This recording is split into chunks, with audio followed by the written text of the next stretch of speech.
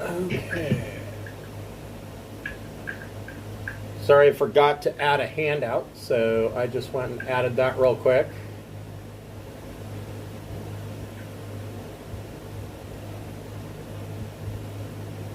Oh my god, I don't care. Okay, here we go.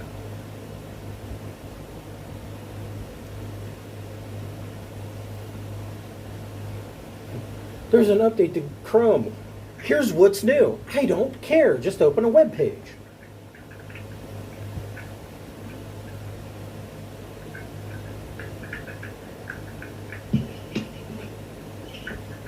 So you guys are doing the video through the R20 and you're just doing the voice on Skype? Is that correct? Is that the general?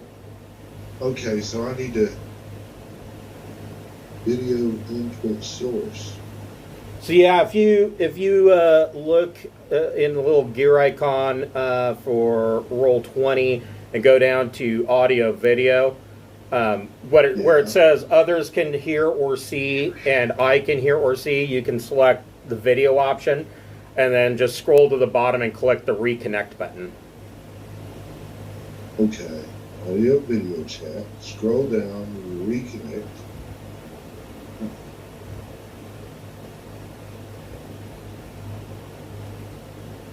That should reset you.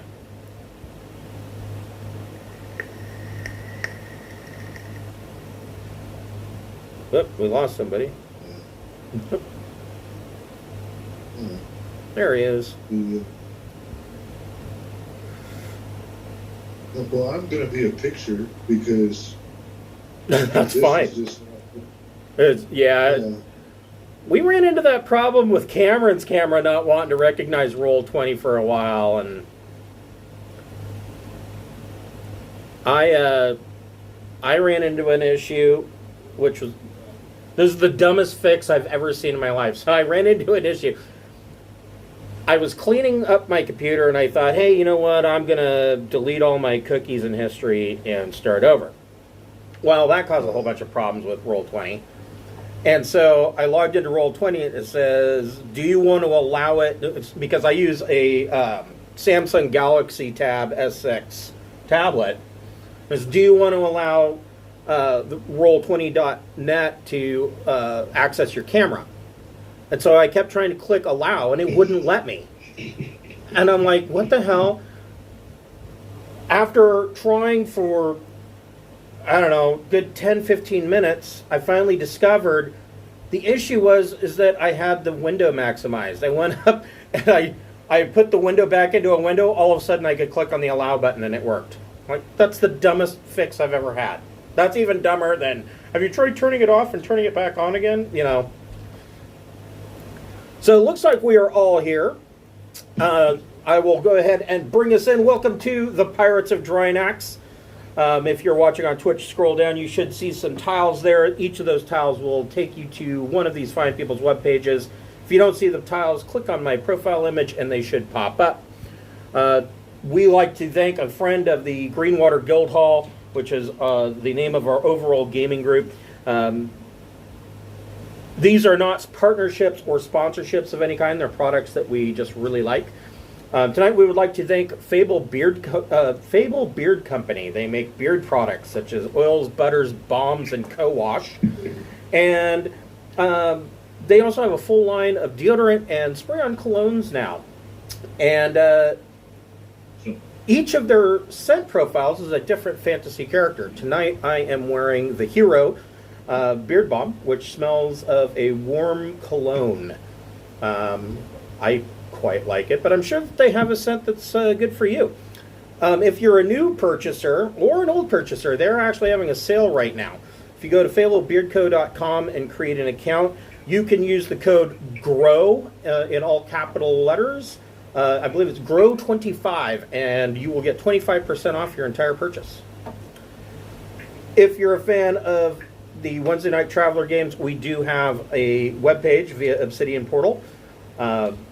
The adventure log on that page is written in the manner of Traveler News Service articles, and it details the goings-on of the entire Trojan Reach sector, not just what the players get up to. although they do frequently appear in the articles. If not as a showcase, they're at least doing something nefarious in the background. So if you like that page, please give us a thumbs up, a fan like on the front. We like to see those, and we hope you enjoy the content. So, we have a couple of new players joining us tonight. Kevin and Wes. Wes will be playing Ting, and Kevin is playing Oxus Gin. Just call me Ox. Ox? All right. So, quick recap of what has transpired. So, the Travelers, being what they are, they have they signed on and agreed to take on King Oleb of Drinax's crazy plan of actually it was his daughter's plan, but they have agreed to be privateers for the kingdom of Drinax, and they've been fairly successful. Not crazy successful, but they do have a small fleet of ships. They have obtained and repaired a old Sindalian era space station that is around the outer gas giant of the Borite system, and that's kind of their pirate hangout. That's where their fleet of ships generally goes to.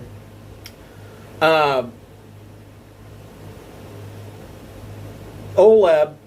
So one of the things that happened was that Rexar defeated an opponent in single combat, another Aslan, and a part of that was that when an Aslan does that, they get the other Aslan's wealth, and part of that was a couple of wives. He adopted a son. I think he got a ship out of it, a scout ship, and there was a small ranch on the planet Thor that this Aslan had gone and basically just landed and said, okay, this is mine, and took it over as Aslan Ihati do. And so Rexar kind of took all of that over. And Oleb kind of used this as an opportunity to bait the Travelers into heading that way. And so he told Rexar and the gang that, I'll give you a herd of I think it was 100 head of Awua that we have, somehow has come into our hands. We'll give you this. We'll put them in low berths and load them into your cargo hold, and you can head up there and you can have them and you can raise them on your ranch, because Rexar, being a pirate and whatnot, he didn't have any use for his wives tailing around with him, so he sent the wives and the kids to the ranch. And so, he's like, yeah, okay, let's do that. And then Oleb said, in return, while you're up there in the Yggdrasil subsector, once you drop off the cattle at Thor, pop on over to Yggdrasil and put that bitch, the Golden Queen, in her place, because she's been telling everybody that one of her titles is the Empress of Sindal in Exile, and I'm not okay with that. I am the King of Drinax, and that's going to be my title. And so, it's basically a flag-waving, not too subtle kind of mission. You got to dress nice, you got to shake hands, etc. While they were on Thor, they learned that the Golden Queen had appointed a mercenary by the name of Hiram Newt as the quote-unquote Grand Marshal of the Yggdrasil subsector. And he was an old acquaintance of the chief engineer, Devon, playing Keith Clark. And this guy was just no good. Kind of the hyper jock type, the one that was likely to snap you with a towel in the gym locker room, those guys.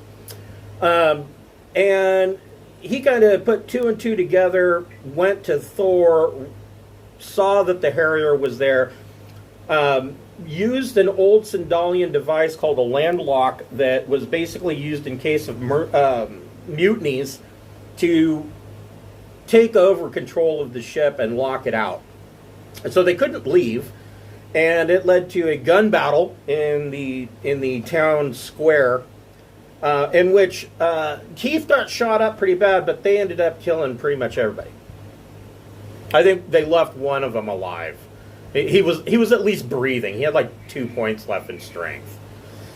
And they took Keith, stuffed him into a low berth because they do not have a med bay on the Harrier, and they took off and headed to Yggdrasil. And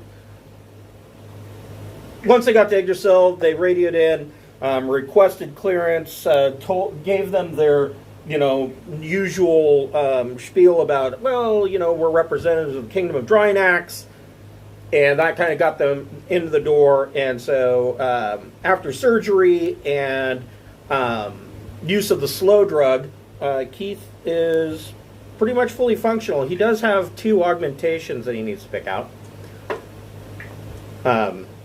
He was down pretty far. And all of that was very interesting because that's the first major injury that we've ever had in this game.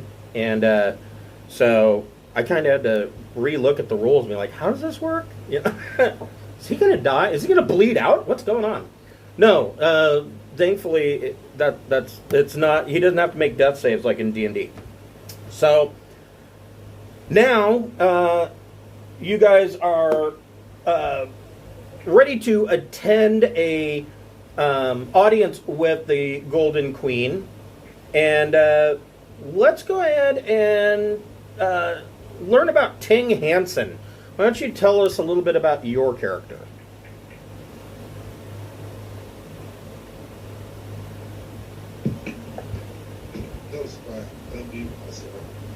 Yes, Ting has spent most of his life. In fact, he was born on a free trader, and he spent most of his life traveling about, trading, mostly up in the Spinward Marshes. He's made his living trading with the sword worlders and running stuff all through to the Imperium. Is kind of what he did. He's traveled down here, and he was on the yacht that the crew happened to get, and he's agreed to join the crew, I believe. Is how that worked out. I'm not brave. I'm not your fighter. Not gonna fight. Yes, I will clean your room for you, though. Yet another person's going to take over Teddy's job. He took my job. Yeah, I'm good on computers. I'm a good broker. I also have kind of a charlatan side about myself.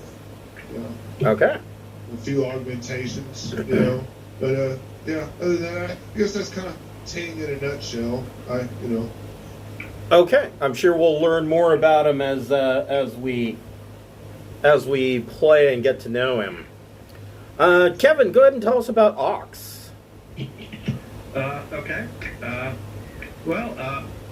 I've never darkened the doorway of a school, so I have no education, except for what I learned on the streets.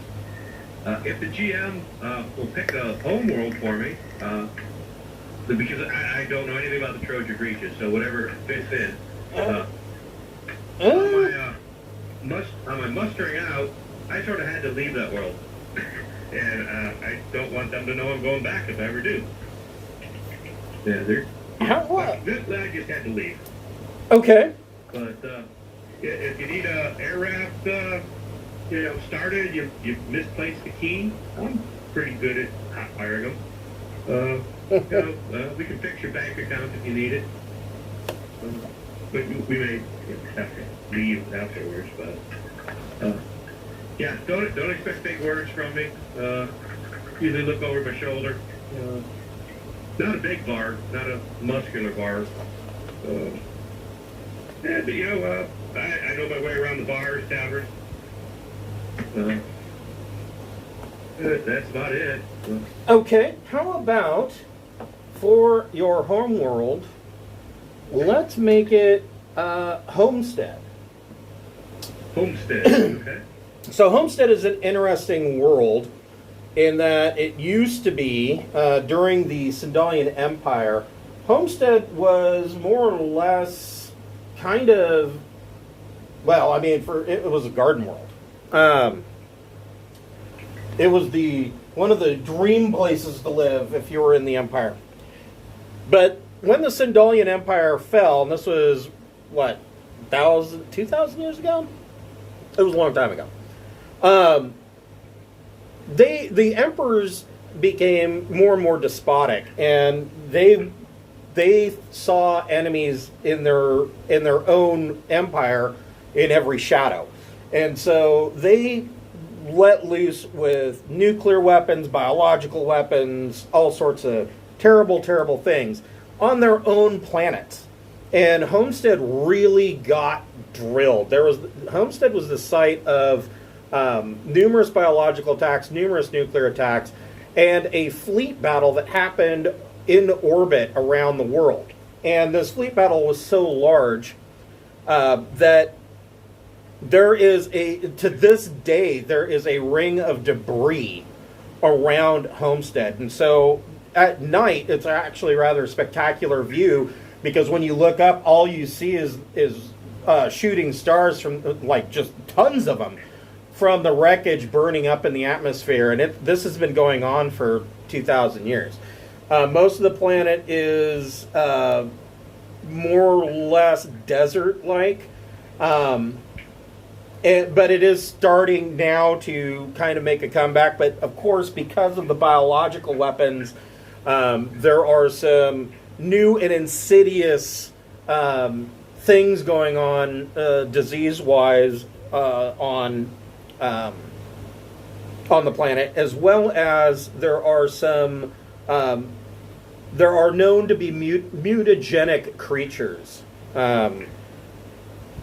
Quite large ones. And so one of the things about Homestead is that it is a frequent go-to for treasure seekers, because there are all sorts of Sindalian ruins that are underneath the sands, out in the deserts, that could still hold technology. The Sindalian Empire had a tech level 15 society. And so some of this old tech is better than what some of these people would have now, obviously. Homestead's now down to TL, I think saying TL9 is kind of pushing it. But you're going to learn more about Homestead here in the next couple of games. So, but that's Homestead in a nutshell. And I think that's a good spot for you. Okay. There's actually, if you like a short read, there's actually a great book about it. But I'm trying to remember the name. It is on the tip of my tongue. Interesting name for book. Yes, right? Hold on here. There we go.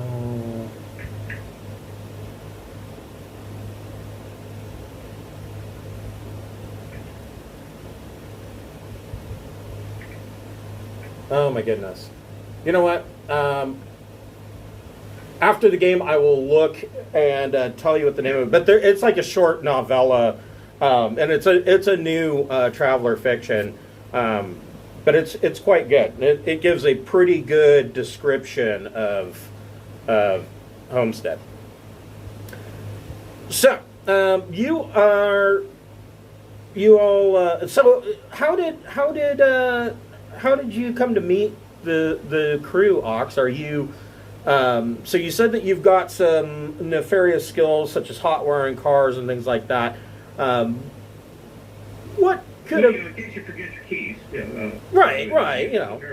What could have put you into the audience of the Golden Queen, or actually into the graces of the crew?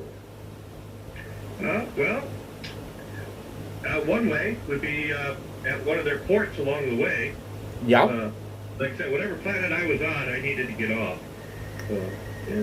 For reasons. Okay. And I'm willing to do, if they need a new crew member, you get me off this planet, I'm your crew member. Okay, so he signed on with you probably somewhere up, as you were coming up the Sindalian Main, also known as the Dust Belt. It sounds like he would know Raph. He probably would know Raph, yes. So maybe he's a buddy of Raph. That's a possibility, but either way, Ox has joined the crew, and he's been a part of the behind the scenes crew for long enough on the Harrier. The Harrier, they have named the Harrier the Capri Sun because it does have a boarding tube on the front, and so they just like to punch into ships and suck their guts out. And so he's been, both of these guys have been on the Capri Sun for a couple of weeks now, and for whatever reason have joined the command crew to go and meet with or have the audience with the Golden Queen. And so on this page, if we scroll down to this picture, this is the so Yggdrasil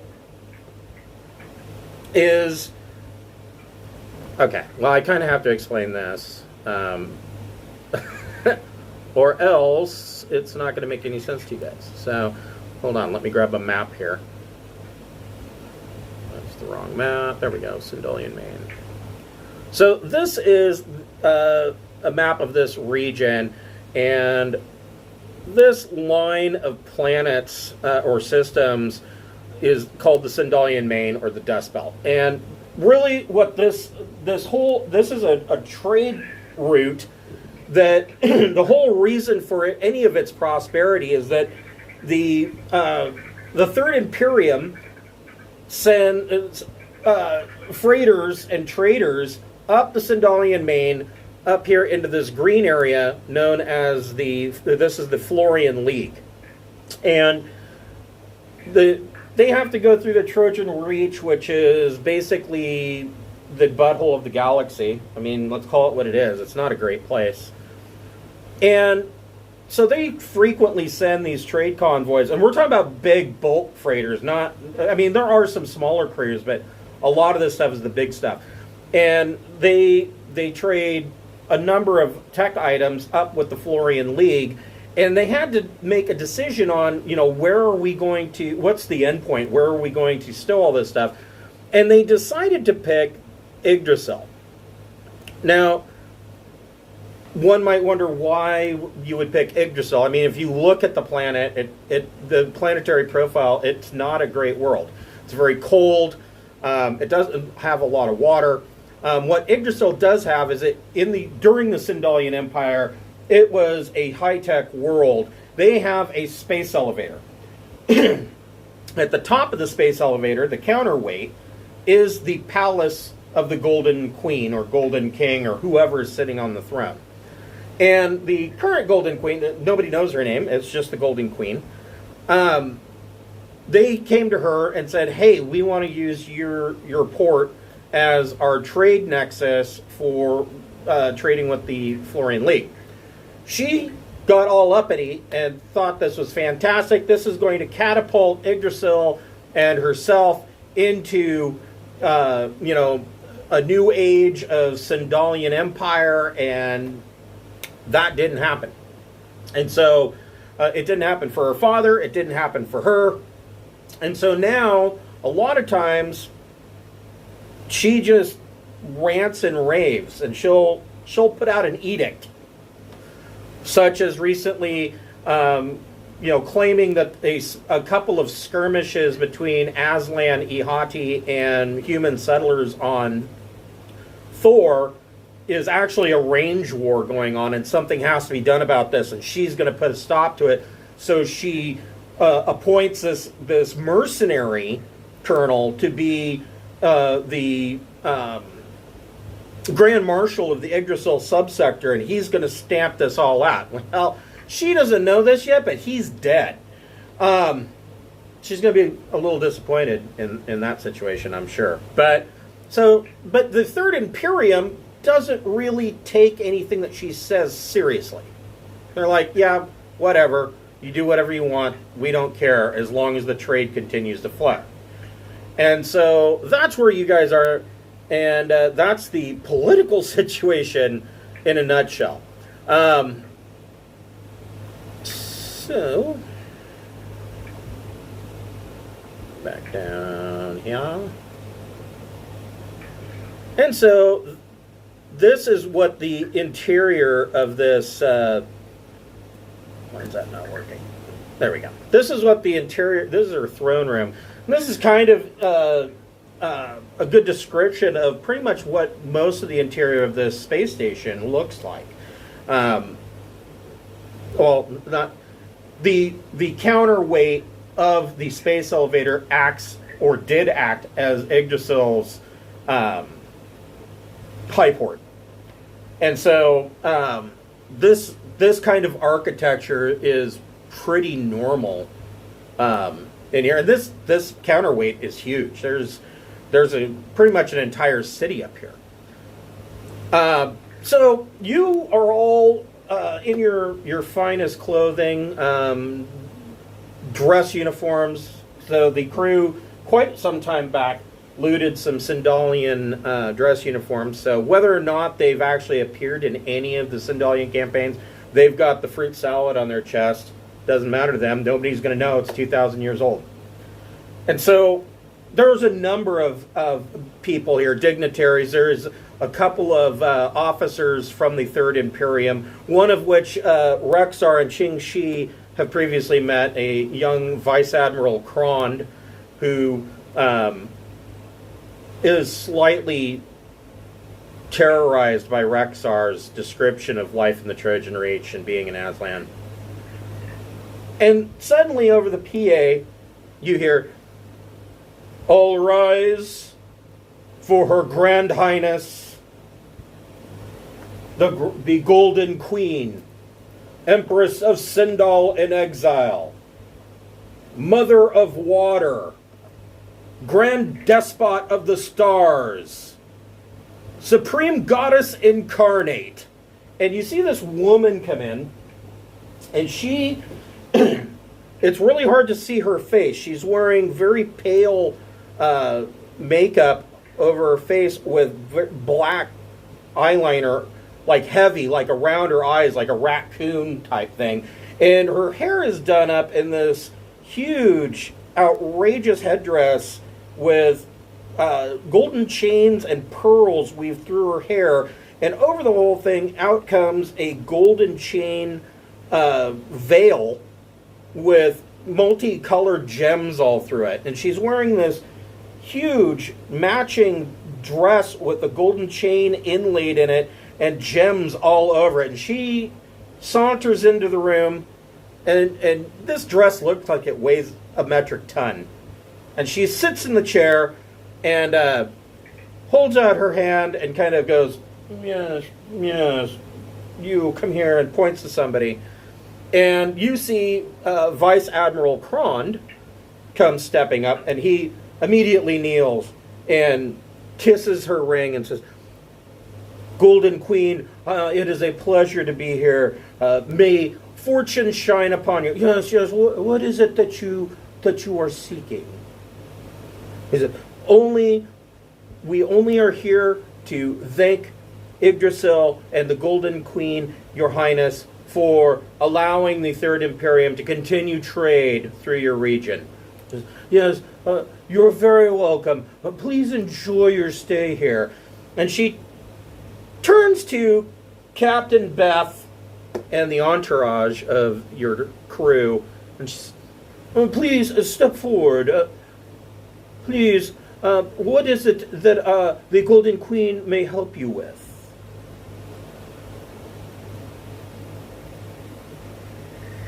That's your cue, Beth. Okay, I'm like, what the hell do I say to this? Well, I mean... Yes, okay, I got one question. Sure. So if all the people here were hungry, what would she say they should eat? Space cake. Say it. Say the line. Let them eat space cake. Yeah, let them eat space cake. Yeah, more or less. I mean, so I think you should start a rap about the Kingdom of Drinax. she would, A Naturally. rap, specifically. she would, rather than tell you what the people want to eat, she would go into a diatribe about why would there be a question? None of the people should be hungry. Okay, so she doesn't have a healthy fear of guillotines. No. We need to file information away for later.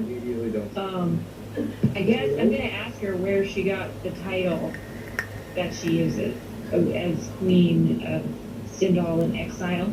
Like where did she get that? She says, "Oh, certainly, it goes back many generations in my family, but my great grandmother was a duchess at the court of the Sindalian Empire, and it falls upon my family line to continue on that bloodline." Yeah, that's not what we heard.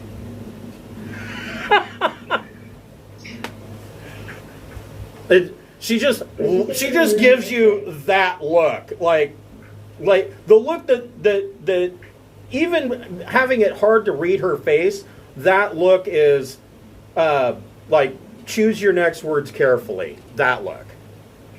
I would like to, if I could I just use my Neuralink to see if there's any communications and stuff going on around in here, you know? Sure. Go ahead and make an electronics comms plus your choice, either intellect or education, and it'll be definitely go in education. This will be +3. Yeah, it'll be an average difficulty. 8 plus. Okay, so yeah, I'll get +3 to this roll then with the mod you do. So I'll do 2d6 plus 3 and let it rip. A 9. Okay, so you do. You pick up that there are a number of communications going in and out of this room. Right. Several on multiple bands. There's several that are going to Imperial naval officers, basically just updates from the ship, things like that. There are several with trade crews and things of that nature, ambassadors, and there are some that are encoded. Yeah, the encoded ones would probably get my attention. Okay. So that will take another comms plus intellect or EDU check. But this one's going to be... still going with the EDU. Okay, this is going to be very difficult. 12 plus. Can I take my time and get another +2? Yes, you can. I'll do that. That'll give me +5. Okay. But this, of course, takes some time, so I don't mind being quiet, waiting for the results based on this 13 that I rolled. Nice. Okay, so yeah, this is going to take you... this could take you upwards of an hour to kind of decrypt this stuff. You know, I'm the new guy. Being quiet and just listening is probably a wise thing. Okay. While I figure out what's going on. Okay. So she continues to glare daggers at Beth. And I'll inform her that King Oleb is a royalty of Sindal in Absentia. Sindal, Sindal in Exile. Absentia? Yeah, there's. In Exile. Yeah, that works. Yeah. And she says, "Oh yes, yes, my fellow cousin, King Oleb. How is Oleb? Still rotund, I can imagine."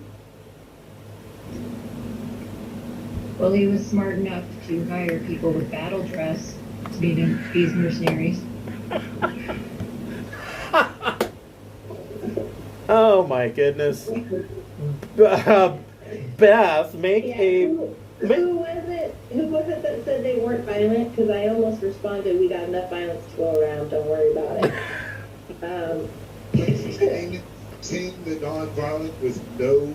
I have no actual natural ability to fight in any kind of way skills. Yeah.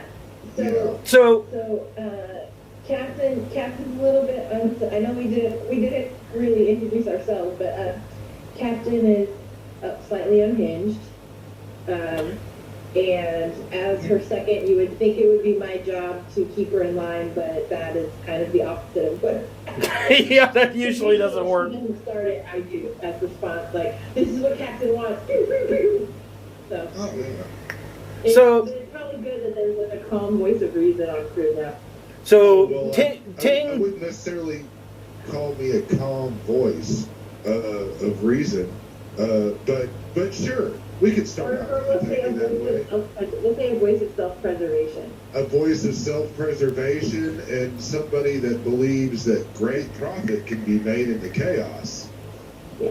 That is chaos true. Is what we serve up and keeping helping, so you should be good. Yeah, that'll be wonderful.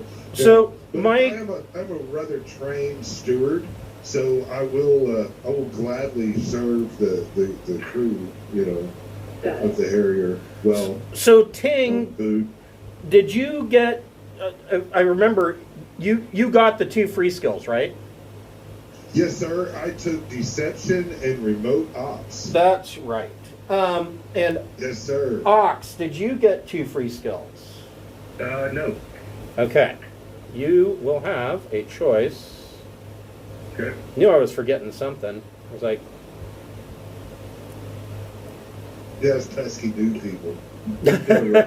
Interrupting the game. no. Oops. Don't lose that bookmark. On here.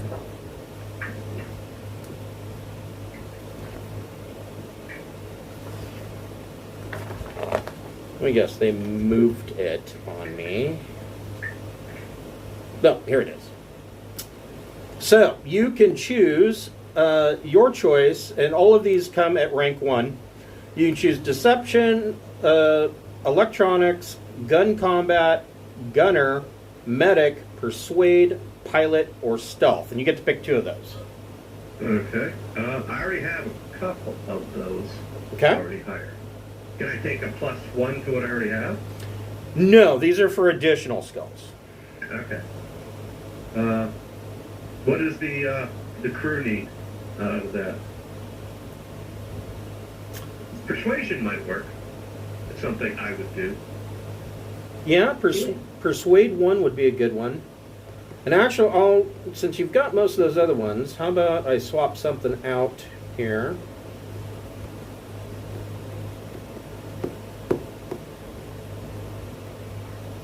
How about your second choice can be from all at rank 1: Admin, Advocate, Deception, Diplomat, Electronics, Persuade, Stealth, or Streetwise.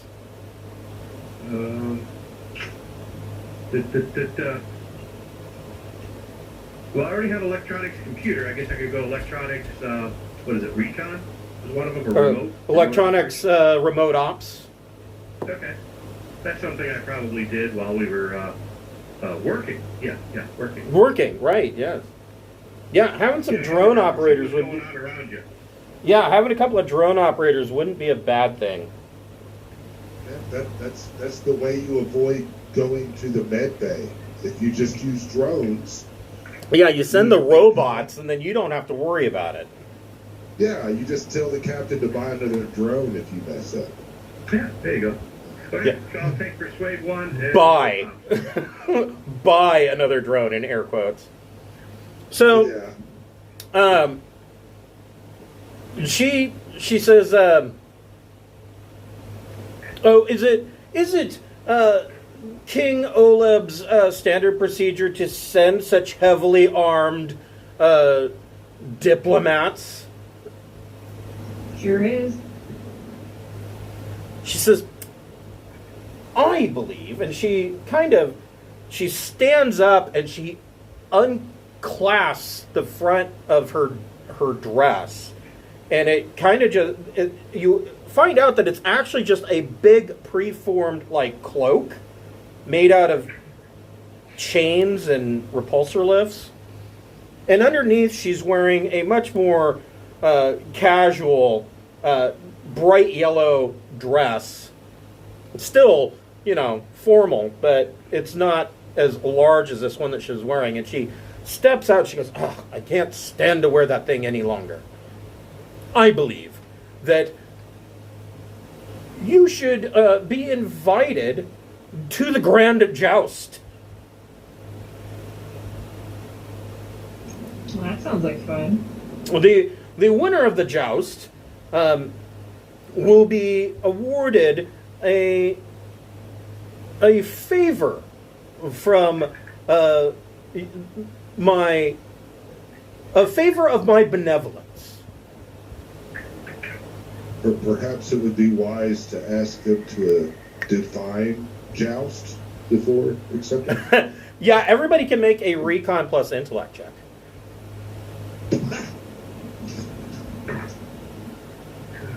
So, by refresher of the rules, if I don't have the skill, I get a -3? Yes, right? that is correct. Right, and I can only use Jack of all trades like once a day if I choose, and if that I do that because I have Jack of all trades 1, I can reduce that by 1. Is that? No, you can use Jack of all correct? trades as often as you'd like. Well, I'm going to jack this trade and only subtract 2. from my Okay. Recon. Is recon and intellect? Is that what you said? Correct. Okay, thank you. So, all right. I got 11. Me too, 11. Oof. Oh boy. I got a 6. What did Rexar get? I got 9. Okay, so Rexar, Beth, and Ching Shi, Ting and Ox, you're like, oh yeah, a joust. A joust sounds good. You guys are like turning to each other, nodding. Oh yeah. You're thinking, the few books, the old books that you've read. You're like, oh, so like King Arthur's Knights, that kind of joust. Rexar, Beth, and Ching Shi, you look around the room, and there are several people around the room that are all like, they're avoiding looking at you. They're looking at the floor, kind of kicking the invisible rock, like, Like the tension in the room just went up. Isn't a joust a flightless bird that you serve with blueberry sauce? No, it was that old video game from the Soleimani. We get to take a laser lance. Yeah. I could get those eggs. So, Well, I mean, it sounded like she invited us to attend, not invited us to participate. oh no. The winner of the joust is granted the Golden Queen's benevolence, and she kind of But she said, I'd like you to attend. well. She said, I'd invite you to come. She didn't say I'd invite you to Well, enter. Is that what she means? part of this is that you guys are going to have to pick somebody to be in this joust. The rest of you, of course, will be in attendance. She is inviting us to attend. Right. That's what I wasn't understanding. She said, I'd invite you to attend, which to me sounds like we're sitting there golf clapping on the sidelines.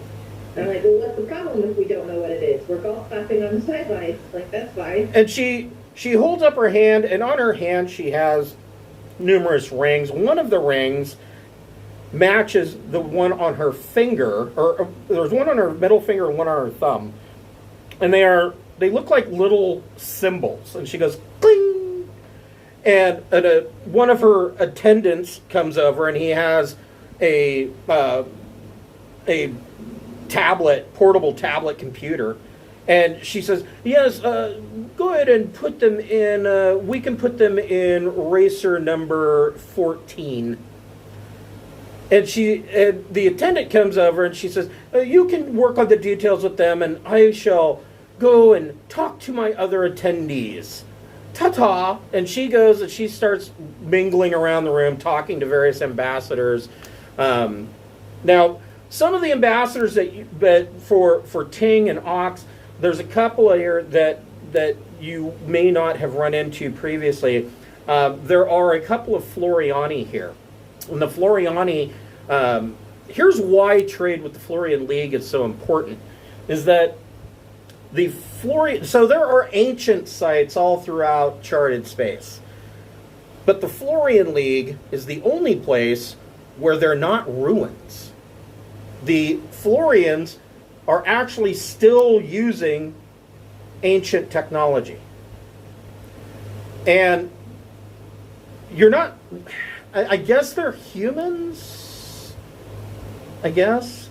But there's two different subtypes. The first type are the Bernai, and they are maybe about 3 to 4 feet tall. They have big heads, pointy ears, fairly hairless.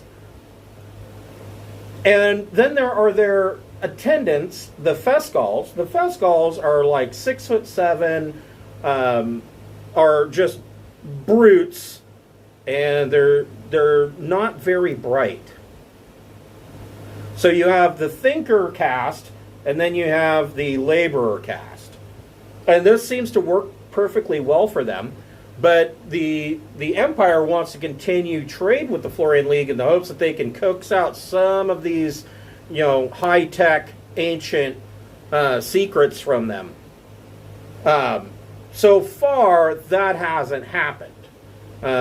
So far, they've been trading extremely high-tech items in the TL 16 range, but they haven't released any information on how they're getting them or how they're manufacturing them. And so the Third Imperium this is a whole diplomatic setup of them trying to get more information about this ancient's technology.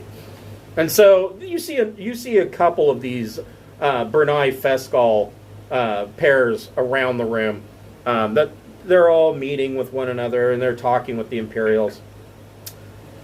So the attendant comes over to Beth and he says, so the joust is actually a grand race. And he brings up a small hologram and shows you this picture. This is the vehicle that one of you will be flying. It's a G-Racer. And this will happen down on the Yggdrasil's planetary surface through a series of canyons. The craft are armed with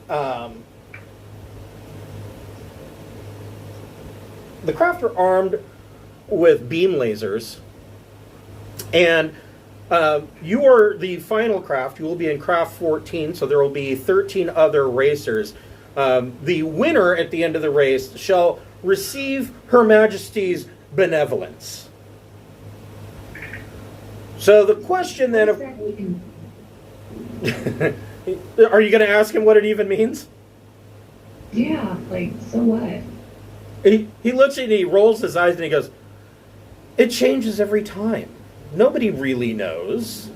He says, but usually it's going to be something along the lines of something that you want. He says, now, I don't know which of you are going to want to do this. You will have to have skill in grav vehicles in order to properly fly this.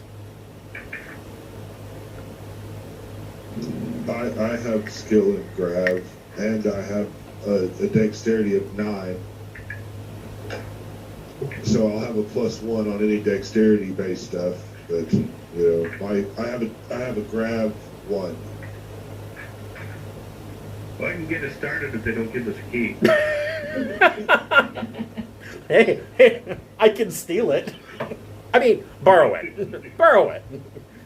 Does anybody else have flyer grav? Okay. I do. Go. But I'm totally fine sitting it out. I have let's see, Fire 1. I think I got the same stat. So unless I'm wearing battle dress and then I get speed dex 2, I have Flyer 1 as well. Spacecraft 3, but Flyer 1. Hey, Mr. Stewart, will there be any betting on this? Can I place a bet? Oh, I mean, now, it's also got a gun.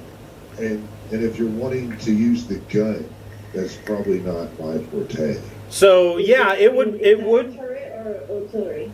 so it would require gunner. I believe gunner fixed. Hold on, I'll tell you. I have both turret and artillery.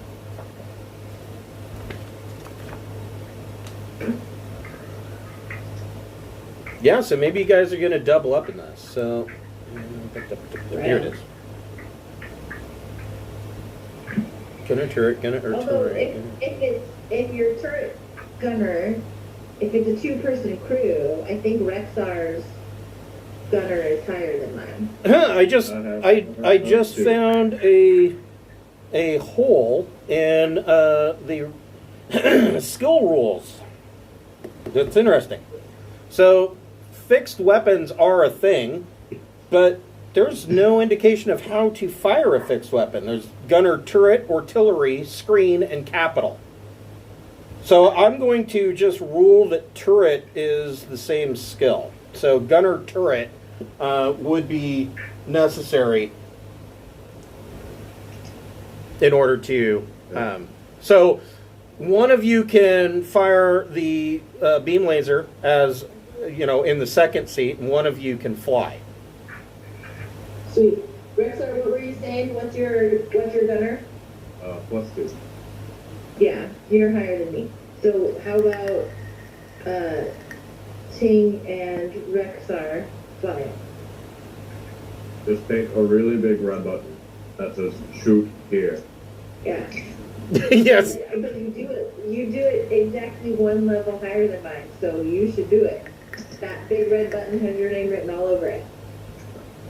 Okay, I know I can shoot the turret. Just put a red red tape over the button, please. Right. I can give you a quick pep talk in advance, like Guardians of the Galaxy. This one. So that's when I do this. Do it. Do that. I push that button. Okay. Did we get a chance to examine the vehicle before the race? That's what I was gonna say. The next thing we should. Yeah, I don't want to get exploded. We don't want to be sabotaged because we're from the from Oleb's court.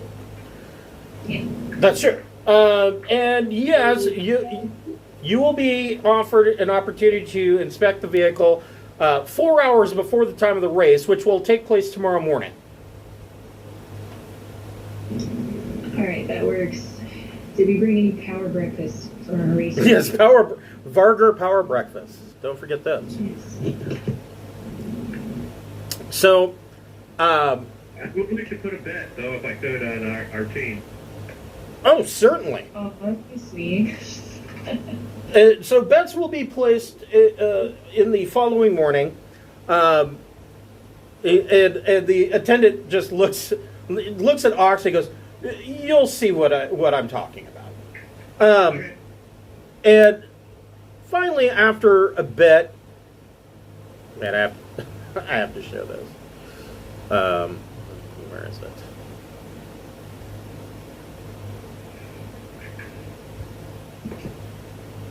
There you go. This is their inside joke about Power Breakfast.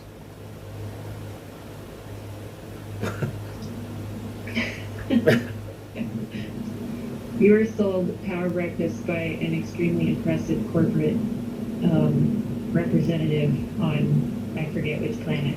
Yeah, I don't even remember which planet, but yeah, that was a while ago. But anyways, the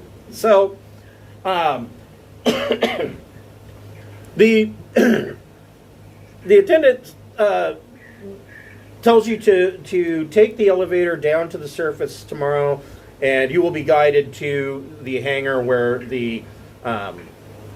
where you will be able to inspect your vehicle and ready yourselves for the joust. And then you see the Golden Queen kind of goes to the center of the throne room and goes, cling, cling. And she says, everybody, please follow the attendants. The ball shall begin. And you can hear that there is classical music playing, coming from another room. And attendants start to usher everybody through these doors towards the grand ballroom.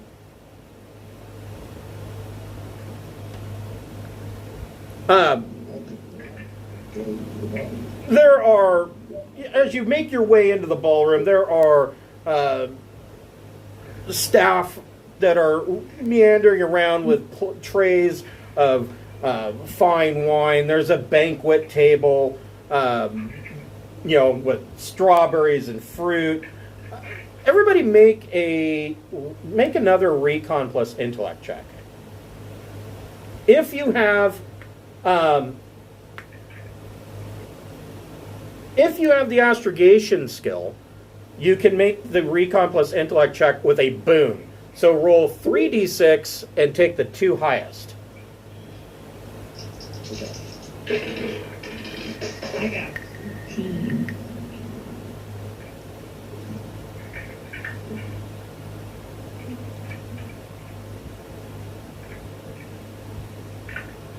Do I get to add astrogation or just include it as a boon? It's covered in the boon. In the boon, yeah. So that was, it's good. Okay. Let's see. 7, 9, 11. Okay. How about Rexar?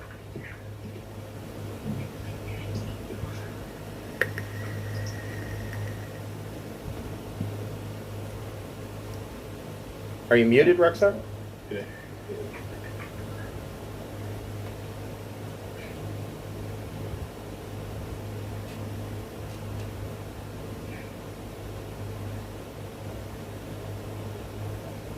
Rexar? Okay. So, Rexar, Ching-Shi, Beth, and Ox, you're looking at these banquet tables and the wine that's being served, and there's like a fancy bar set up, and it dawns on you all of this has to be imported. There's no way that this came from Yggdrasil. There's none of this could be locally sourced. There are big chickens. There are big rotisserie chickens. I was just gonna walk up and grab 2 legs, Okay. rip them off. Just rip them off, and yeah. Who's gonna stop the Aswad? Nobody's going to stop a 6'8" cat in a dress uniform. Excellent. And so, are any of you wanting to do any schmoozing, dancing? I'm going to try to finish my hack of the comms. Oh, yeah. Oh, yeah. So, you got just enough that you were able to decipher this code and decode or break through their encryption. And the information is going direct to a neural comm in the Golden Queen herself. And you learn a couple of nifty little tidbits. Okay. The first thing that you learn, the Queen has sent back that she wants to replace the gunners in all of the G-Racers, except for yours, with the best that Yggdrasil has to offer. Okay. I think I made her uncomfortable. The what? I leaned over to the captain after that said, I said, I think I made them very uncomfortable. And basically her reasoning for that is that she wants to make an example of Drinax. I would like to activate my intrusion software and try to go ahead and hack her neurocom unit. Okay. Before you do that, the second thing that you learn. Oh, yeah, that's probably something smart too. Okay. As soon as I find what I'm looking for.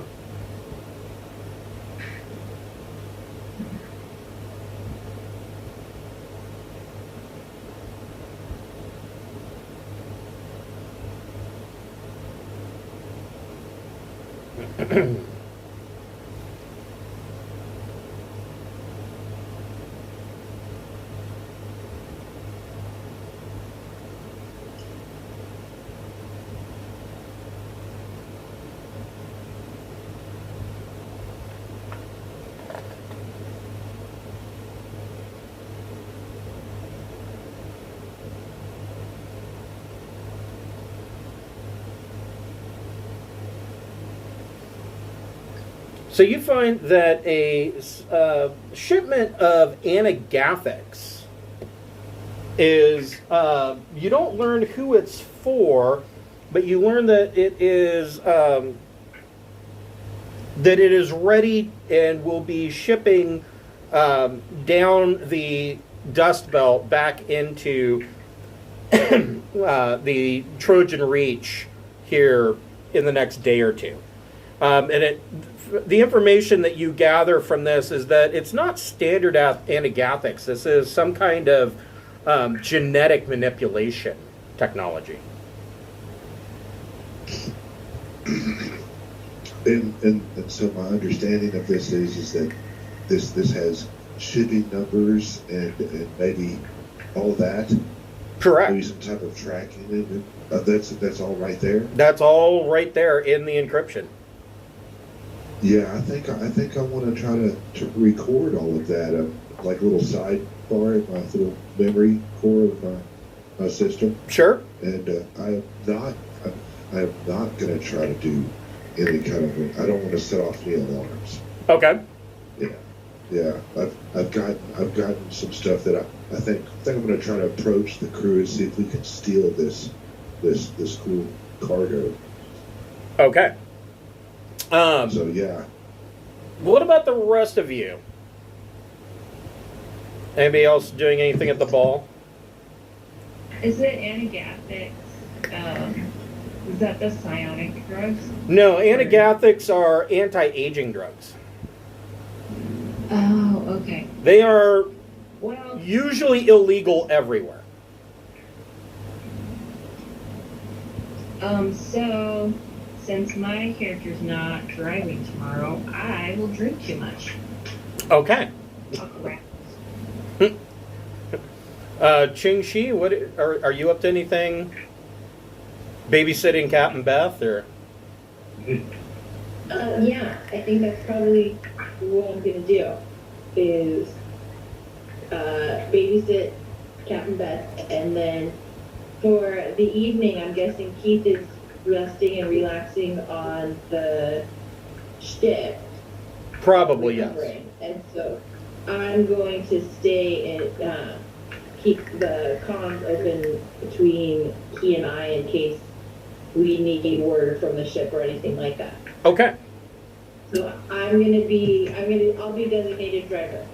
Okay. Do you have a neurocom in your head too? No, but I have hand comm. Handcom? Yeah. Can I send text messages to the other crew members? I wouldn't see why not. I mean, most everybody's carrying I would imagine everybody has a mobile comm. I can't imagine that the future is any different than it is today. You're going to be tied to your mobile comm. I want to go From ahead the and... conversation with the Queen, it sounds like we showed up in our battle dress, which I'm sure is wired to communicate with each other. Well, I doubt that you showed up in your battle dress. You're in dress uniforms, but... Because I thought that she commented that we were all overdressed, that we looked like we were too armed and too... Well, you had somebody... Beth had brought up that that you guys had shown up in battle dress. And so was commenting, well, does the king always send, such heavily armed diplomats? I thought that she was noticing. She doesn't know yet that you killed Hiram New. Everyone. Okay. Yeah, and several of his deputies. About it. Yeah, no use crying over killed mercenaries. I mean, come on. Ox, are you doing anything untoward in the ball? I'm gonna try and listen in on conversations. If there's any, poker game or dice game, I might get into that. But otherwise, see what I can overhear, being unobtrusive and sneaky and sly. So I don't have any. you do run across a side room to the ball. It is a small smoking room where you do find a card game going on. And all of the people seated around this table, these are all high-ranking naval officers sitting around this table, smoking their cigars. There are, of the 5 that are there, 3 of them are Imperial naval officers, one of them being the youngest, at like 27, 28 years old, Vice Admiral Crond.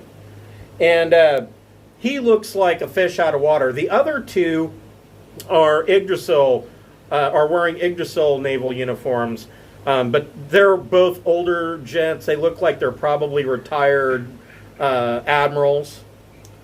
And they're all sitting around playing a Texas Hold'em game. Okay. So based on my crappy muster out dice rolls, I only have 7,000 to my name. So can I get into this game, or am I just going to be totally blown out by the first ante? You could certainly ask. Go ahead and make a... What would it take for you to buy in? I'll spot you. Oh, I like you. Go ahead and make a persuasion plus charm check. So whatever your modifier for your charm roll You is. come back with information. It's an investment. Right. Okay, is charm social, or was that one of the ones? That was one of the optional ones that you just rolled 2d6 for, and that was it. Okay, well, let me roll the charm thing. Click here. /R 2d6 for what my charm is. 7, totally average. Okay. So go ahead and make a persuasion plus charm check. So 7 would be plus 0.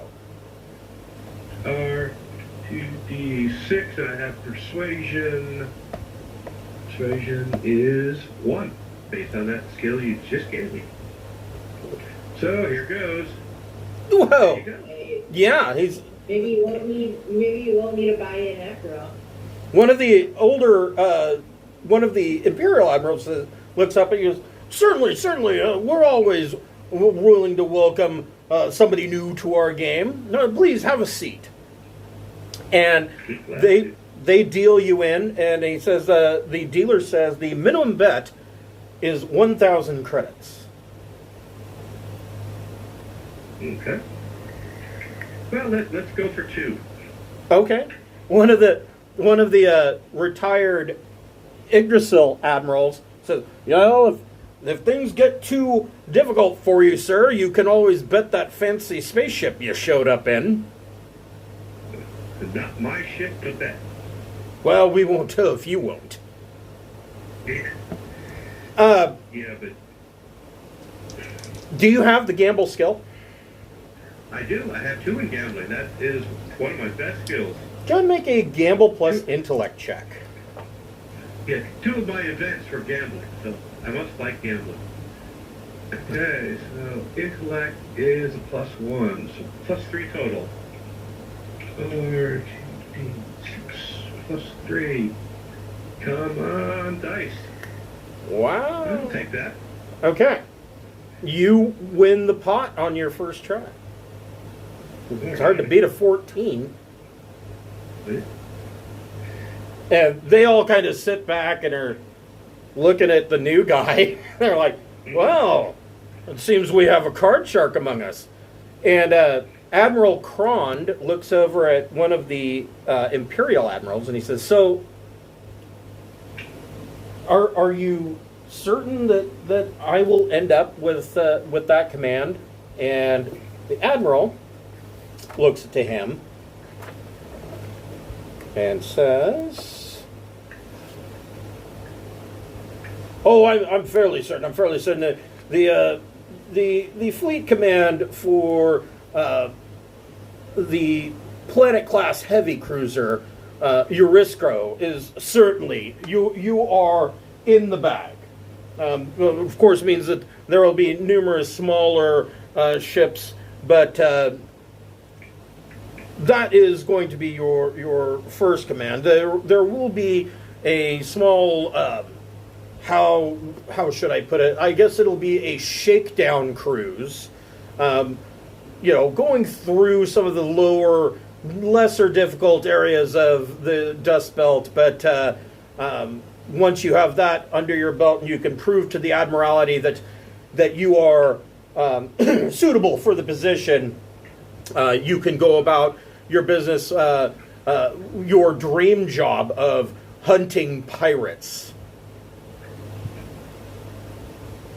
And Krond seems extremely excited by this, to the point that he just completely blows his hand, and you win another 500 credits. Okay. And he has to fold. Well, I'll go with that, the initial 2,000, and I'll just keep playing till it's gone. Or, Okay. I win big. Okay. So, I'm here more to, I have a gambling addiction, so I'm feeding the addiction. you're feeding the addiction. And, info I can gather, well, of course, pretending that I'm not interested in anything they say. Yeah, that's the key.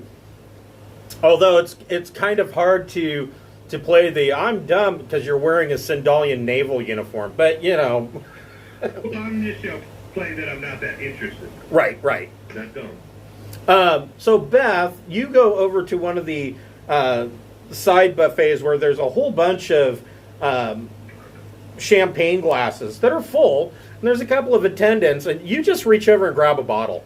I don't need a glass, just give me the bottle. So the captain's got a bottle of champagne. Xingxi, what are you doing? Am I allowed to carouse, though? Oh, you certainly Or is can. that- Okay, all right.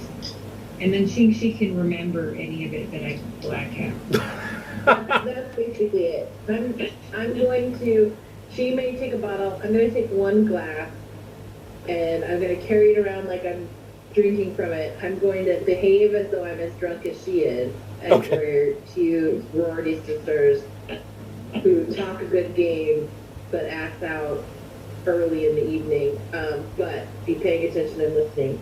Okay. And I don't know, I know I probably can't read surface thoughts of the whole room, but I'm on the lookout for minds I might want to psionic. So you're looking for brains to finger. I'm scoping out the crowd, looking for a vibe. Okay, go and make a surface thoughts skill check. Okay. Maybe it would be like telepathy, right? Well, telepathy would be feeling emotions. Like reading the room. Yeah, if you're trying to read the room for emotions and whatnot, telepathy would be more what you're looking for. Because we haven't, we don't have anybody to focus in on, so I feel like it's more like, does something in the room catch my attention? Okay. So, yeah, go ahead and make a telepathy check. Yeah.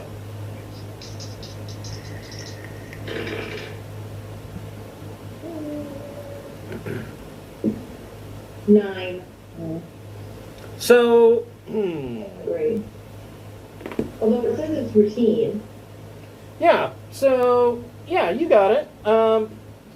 You do get a vibe off of one particular individual who is, he's not dressed in a uniform per se. He's just wearing a rather nondescript kind of classy suit. And but you can tell the from telepathy, his interest is in watching not only your crew, but you in particular. Make a. I was gonna say I'll push Captain Beth towards him and be like, well, he looks nice. As she gets drunker and drunker, so she can chat him up. So Beth, go ahead and make a Flat guy. athletics endurance check. Should I sing you a song while you drink?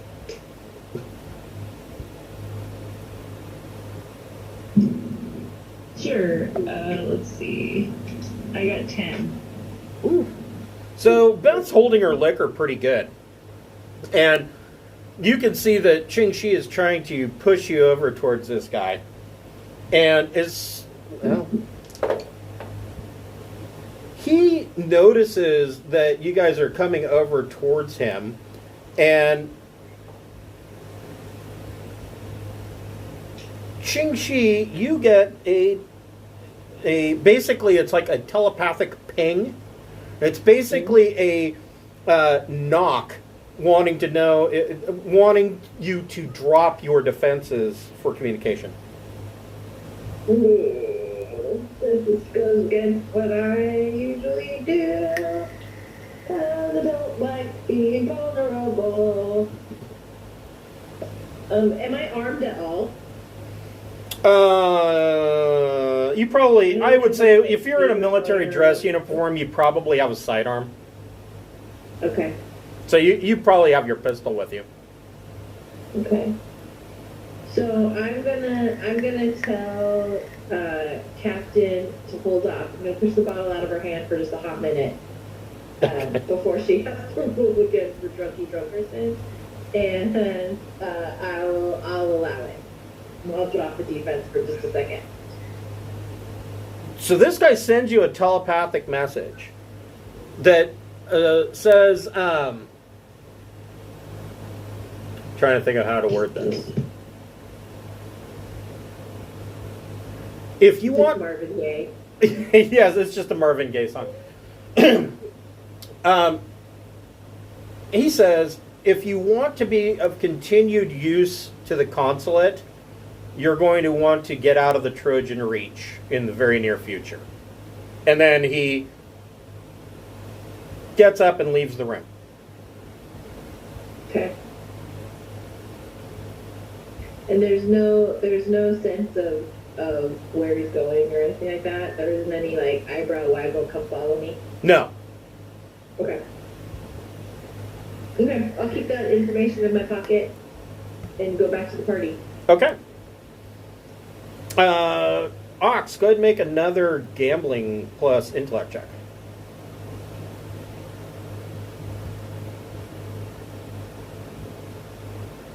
Oh, I think he went AFK.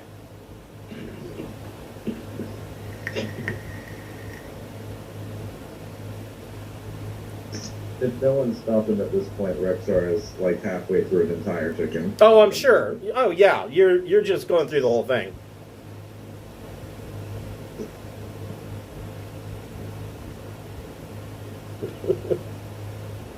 Our racer number was 14. Is that correct? I'm sorry, what was that? Oh, yeah, the racer? Yes. You're racer number 14. So she sent this command, and it's been a little bit. How hard would it be for me to switch this sabotaged ship to 12? Well, there's not really a sabotage ship. She's just replaced the gunner of all the other 13 racers with what she says is Yggdrasil's finest. You don't know right. How dangerous that really is. I would try to. I'd like to try to trace down that order and switch the all but ship 14 to all but ship 12.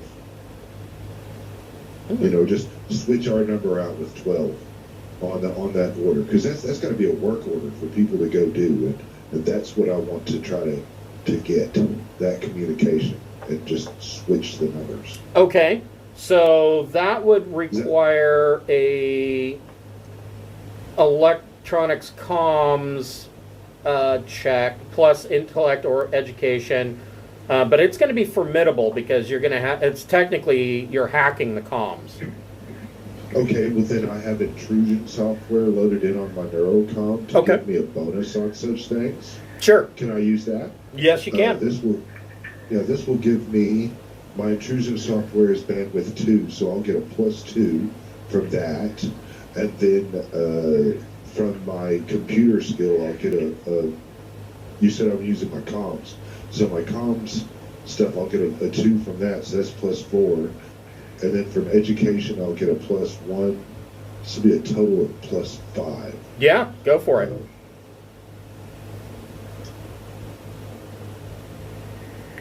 11. So you aren't able to hack in. Let's see here. But it's not enough of a... so you fail, but you don't fail bad enough that you set off any alarms. No. Well, it's worth a shot. I'll send a text message to the rest of the crew, letting them know that what's transpired, and the agenomics, or however you pronounce it. Anagathics. Yep. Yeah, agenomics. That's there, and I'll request a response on whether they want me to try to, set up a steal on that. How many tons is it?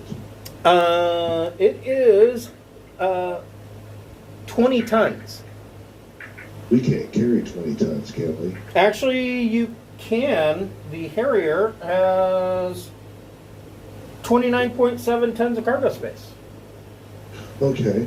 And I've got a couple of days to get this, so that way that stuff gets shipped to our ship instead of wherever else it's going. Right. Yeah, so I've got a couple of days. So I'm gonna send the captain a message and request permission to focus my efforts on that during the next few days. Okay. That'd be amazing.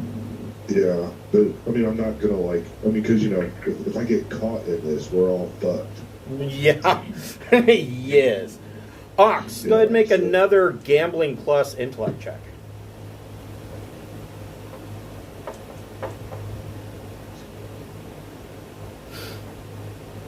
But I bet that's enough to fix the Harrier if we get this stuff and sell it somewhere.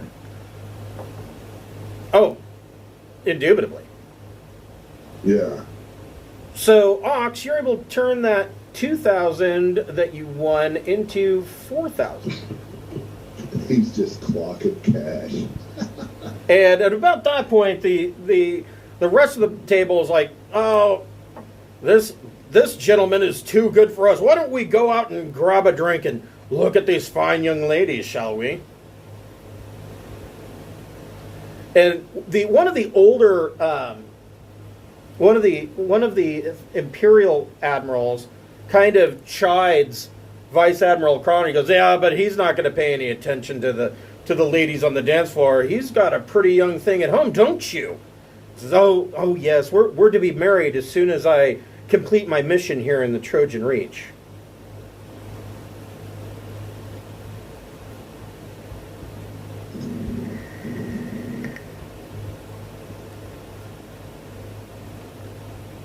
This is all set up for a future adventure. Trust me. All of this will, it seems unimportant now, but it will be more important later.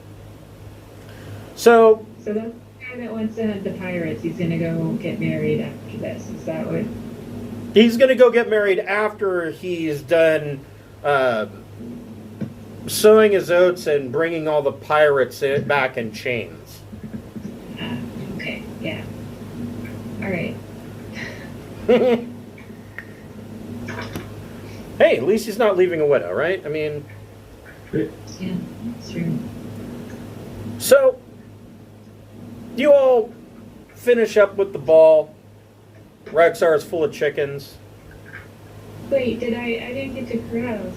Oh, that's right. So Beth, go ahead and make your carouse plus your carouse plus charm. 12. So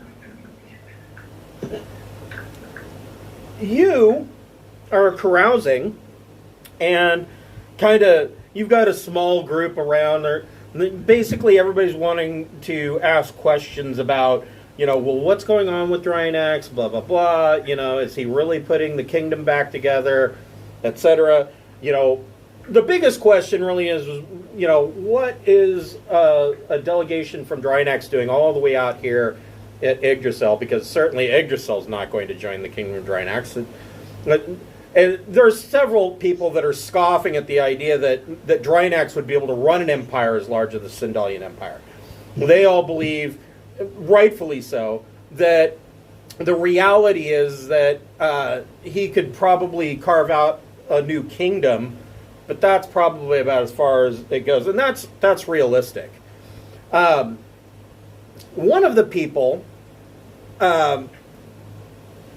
comes up and shakes your hand, and he doesn't give his name, but he says that Varuk Nirjal from Thief sends his regards, and he says that when you are back at Drinax, there is going to be a message waiting for you. Cool. I'll give him a nod. Give me just a moment. I'll be right back.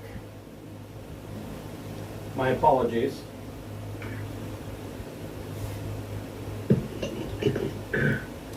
Well, as soon as we get in a private spot, I will download all the information I got from the admirals in the poker game.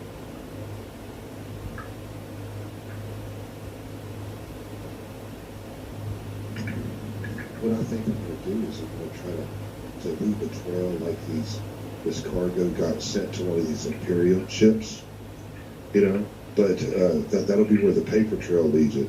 But I think I'm going to try to have it delivered right there to our ship. Just hack their files, hack their cargo manifests, trade computers, whatever. They got to have a centralized system that deals with all of that, I would think. Yeah, something like that. Well, I've got her comms. I mean, I'm listening to all her shit as what's going on. So that's got to be beneficial as everything goes about. Because I don't think I'll lose that. I've still got her signal. So you might,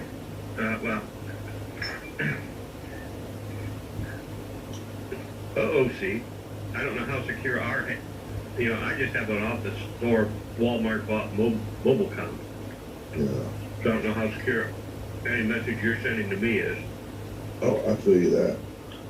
So be careful The what you. vibe I get from this place is everybody has a lot of money, but they're all extremely incompetent.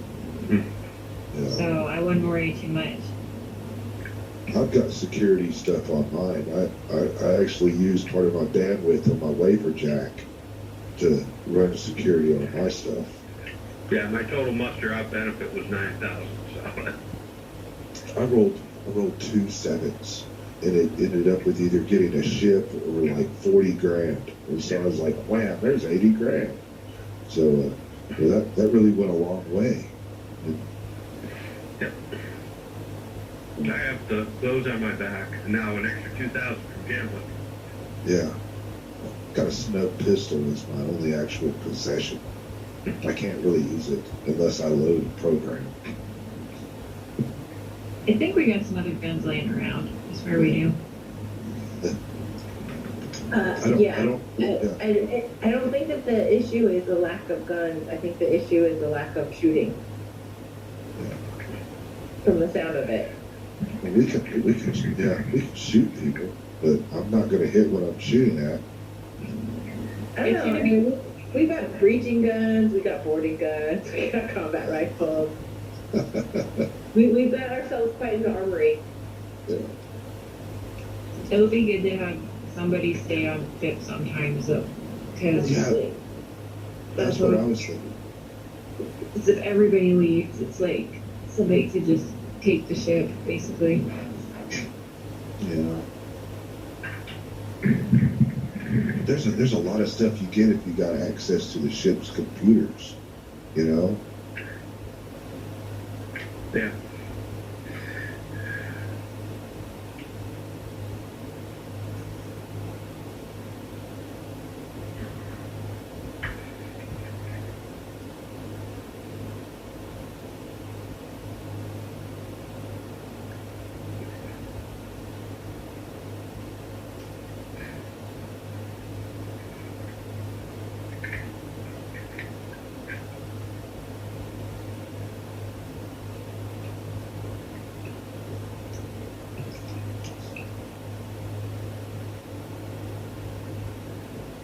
If we get caught stealing this, even if they suspect we did it at the end, though, this bridge will be burned. We won't be able to come back here peacefully. Right. Yeah. Well, anagasics sell for quite a bit. 20 tons of it should be worth a huge. Yeah, that should repair all the stuff that's wrong with the Harrier. It's my understanding from what I read on our notes that it's still damaged. Right? Like the missile and the holographic hull and the propulsion system. I don't know. I thought it was all right. I thought that we got everything but the cosmetics repaired the last time we needed repairs. So I think that the holographic, like that part, I don't think we ever managed to repair, but everything else is Yeah. shape. Yeah, this still ought to be a nice haul. I mean, Yeah. And we managed to, on occasion, we like project it to be a luxury liner, and then we tricked a bunch of people to let us on board, and we've done stuff like that. So we definitely take advantage of the holographic hull and would want it repaired. But I mean, as far as what's functioning, we're in fighting shape. We just don't look as pretty, which is like the story of our lives. I do want to get the dead day. I don't know how much it's going to cost. Yeah, for sure. I'm gonna get Debbie to so I'll be meeting this week.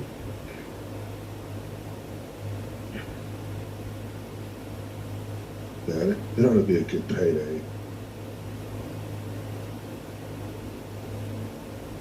If it comes out to something crazy like $1 million a ton, I mean,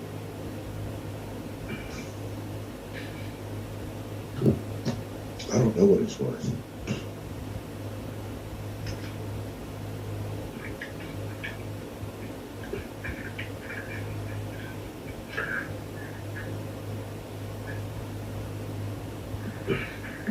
Well, more than this poor Varg street criminal could ever afford.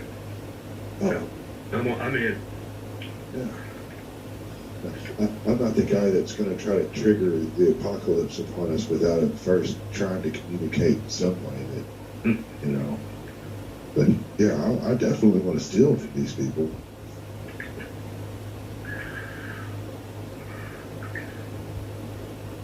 Steal in a brave way, like from behind the scenes, you know. Well, and if your crewmate is poor, then basically you're Robin Hood. Sure. So I mean, that's like you could go into folk hero status at that point. Okay. You know, really, it's technically ours because we are working for the king of the empire. This is the exile. So I mean, There you go. our guy outranks her. Are you guys justifying your existence? Is that what? Well, you know, I've got a real high morale role, so I've got to be real positive about what we're doing. So, you all make it back to your quarters. You're given guest quarters here in the palace of Exile. And as I stated last week, I'll restate this. With all of how Baroque and beautiful this is. One thing that you do notice as you're walking through the halls, and you notice this in your rooms as well, that there are sections where repair work has been done that is not quite to the standard that it was originally, and it sticks out like a sore thumb. You can see, there might be a cream-colored wall, and then there's like a square patch where somebody's cut into the wall to do some repair work and replaced it. The edges of the carpeting in some places are fraying. The palace has seen better days, but it seems like since this deal with the Imperium, things are looking up. They're at least trying to keep up appearances.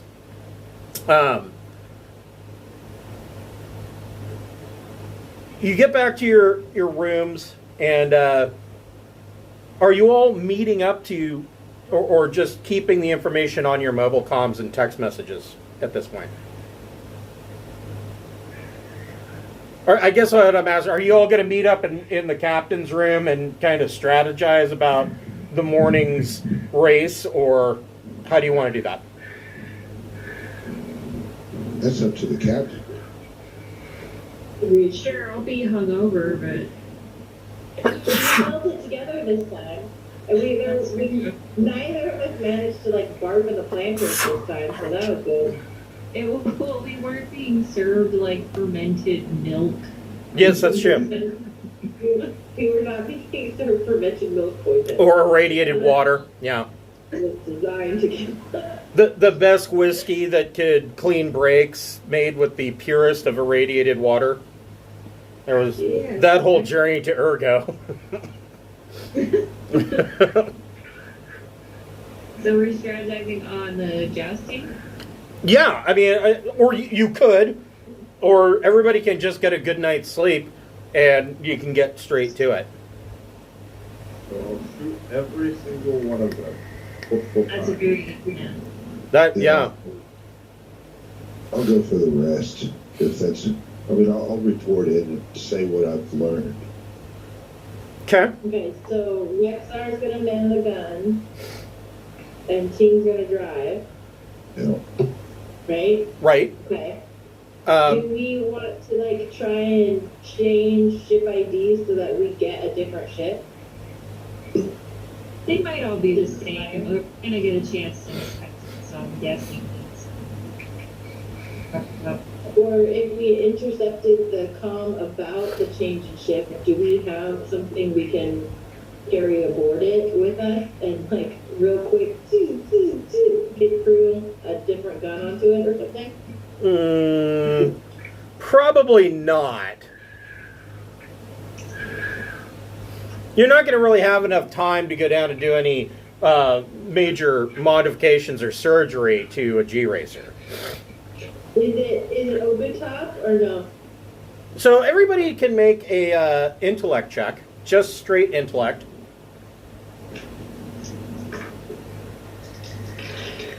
And Ting, you can make that with a boon. So roll 3 and take the 2 highest. I got 8. Okay, I got 7. Okay.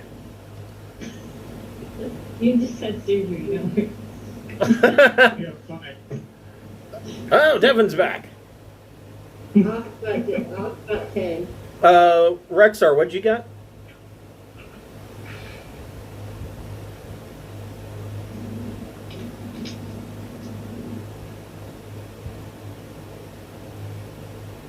What? 12 minus 1, so 11. Okay. So Rexar and Ox, you guys have seen G-Racing before. Usually, G-Racing is done without beam lasers. And in and of itself, it is extremely dangerous. You're talking about grav vehicles that have supersonic speeds. Hold on here. So, where'd it go?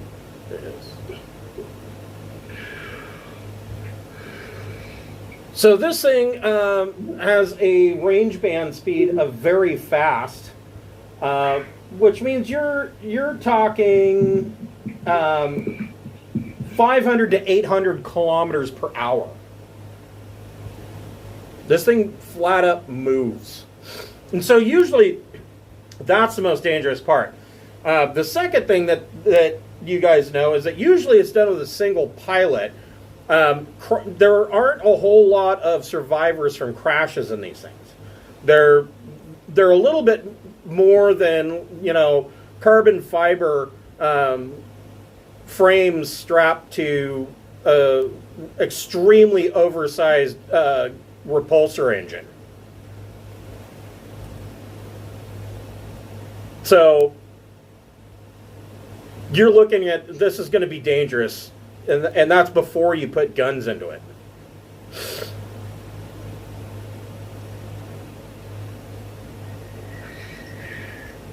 Can If we I? get a chance, I'd like to take a look at walk around and see the other racers and the other vehicles. Okay. See if I can get a scope on who looks like they're odds. Is it basically who win, place, and show? Is there an odds for it, or is it just flat out to win? So you guys wake up the next morning and you ride the. I was wanting to try to do something before I went to wake up in the morning. If Oh, that's okay. Yeah, go ahead. Sure. I wanted to order a singogram for all of the other races to arrive every 30 minutes all night long. Okay. So singogram is going to cost 50 credits per singogram.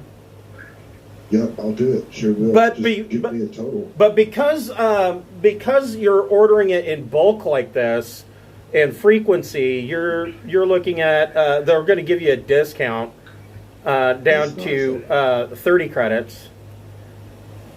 We'll say there's probably about 9 hours times 13. You're looking at 3,510 credits. I will pay it. I'm deducting it right now. Okay. See, I like the way the new guys think. They're fitting right in with you guys. Yeah, it's a good idea. Can you tell me that cost again one time, please? 3,510. All right. That was a good investment. Yes, it was. So, here's what that investment's going to get you. The pilots of all of these other 13 craft, because they are going to be tired because they're waking up every 30 minutes due to a singogram, they're going to be at -2 for all their flyer graph checks. Chris, are the flyers open top or no? No. Okay, I was wondering if Rexar could have his weapon of mass destruction on his body. Yeah, no, he can't. The PGMP is not going to do any good down here. Not to mention, I don't even know if there would be enough room to get the pilot, the gunner, and the PGMP into the cockpit. These things are running light as can be. Right. I guess we'll have to sacrifice the pilot. So, the next morning, you wake up. You all are served a glorious breakfast. Something called Yggdrasil pancakes. You don't think that these are from Yggdrasil. Again, none of the ingredients would be locally sourced.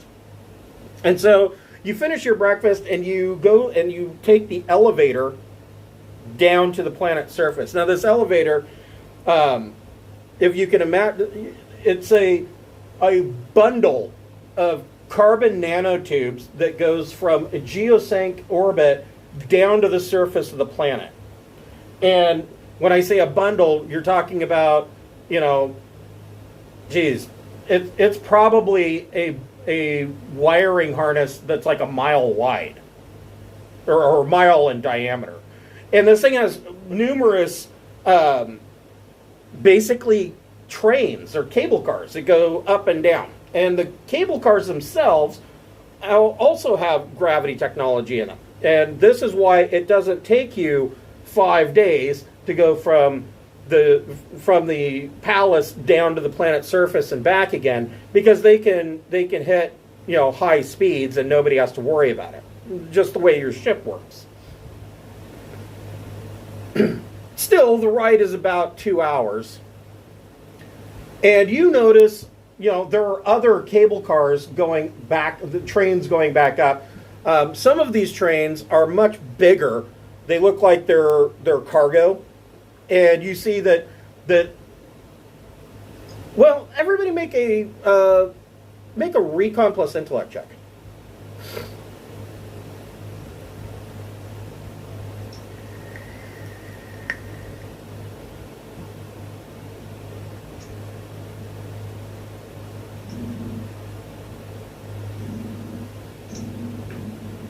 I got 11. Keith got 9. Okay. Got 5.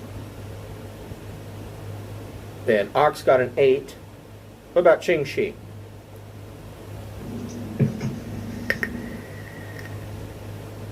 I got an 8 as well. Okay. So everybody but Ting and Rexar had to run and get his cat. So Ching Shi, Beth, Keith, and Ox, you realize 2 things. The first thing that you notice is that the cargo cars that are going down to the planet's surface, those trains are longer and have obviously more cargo containers than the ones coming up. The ones coming up are very lightly loaded, shorter.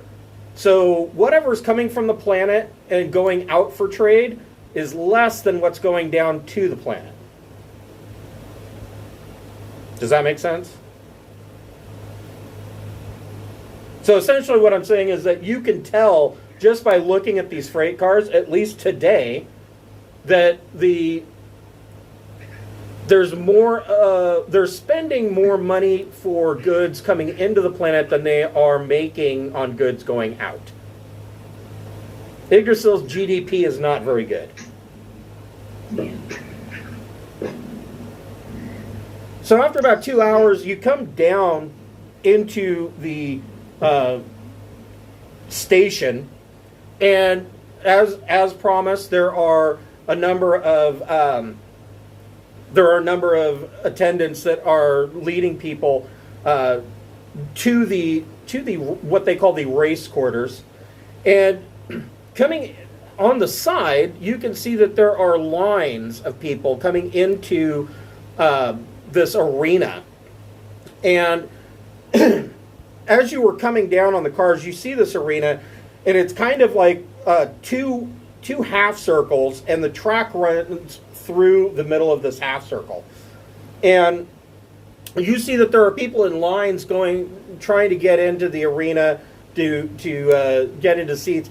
And at the front of these lines, you see that the people are all being given a ticket. They're not having to pay anything. So all of these, as the Golden Queen would say, the peasants can go see the races. They are all being given tickets for free, and they are being given a loaf of bread, and that's it. And all of these people it looks like if the Moda Center for a Portland Trailblazers game in Oregon was giving out free tickets and a hot dog to all the homeless people. That's what this looks like. All of these civilians look like they've seen better days. Their clothes have holes in them. Some people aren't even wearing shoes. There is a cold wind blowing outside. Not like necessarily snow, because there's not a lot of water content on the planet. So these people are in rough shape. And so you make it back into the racers' quarters, and you do indeed see all 14, and they're kind of cubed off, and you see all 14 of these G racers sitting there, and you can hear a couple of G racer engines starting up, and mechanics going, okay, shut it down. We got to test this out, and they do something else. You can see crews running around. What would you guys like to do? I'd like to inspect ours, but I don't really have any skills that would let me know anything. Yeah, I would like to inspect our racer. Yeah, Keith's the chief engineer. Keith, go ahead and make a mechanics. Mechanics plus either intellect or education check. And Ox, you are going to go around and inspect the other racers, looking to see, Yeah, I want to see if there's like a professional-looking racer. They all look like us that got volunteered to be in the race. They all look like they've been volunteered to. Okay. I got That's 11. good for us. Yeah, so you check out the racer. This is, it's in good working order. You don't detect any, sabotage or anything like that. So yeah, the racer is fine. And Ox, you see that all of these other racers, like I said, they were all kind of volunteered the same way you were. And they all look like they're really tired. And then there's a set of stairs that goes up, and upstairs you can see that it's kind of a balcony that overlooks the track, and there are betting windows. And it works like a horse or a dog race, where you can bet best in show, you can go for a trifecta, etc. First place show, etc., etc. Is there any favorites on the odds, or are they all straight odds?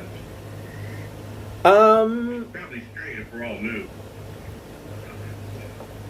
They are, well, there is one set that is, actually, everybody else has better odds than you.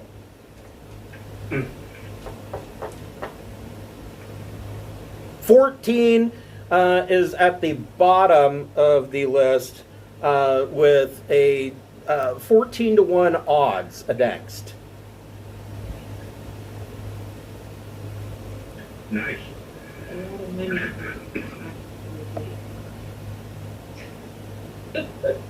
How much would you like to bet on your team? I'm going to bet the $2,000 I won last night. Okay. All right. So you're going to bet 2,000 credits, and this is where we'll break for this week. And next week we will see how Ting and Rexar do in a G Racer joust. All right, cool. All right. Yeah, that was pretty Make the cool. money. Yeah. Yeah, see you next week. All right. We will see you next week, Wednesday at 7 p.m. Pacific. And good to have Wes and Kevin with us. Yeah, thanks. It was really Nice to fun. be here. Thanks, everybody. Bye. Have a good one. Good night, guys.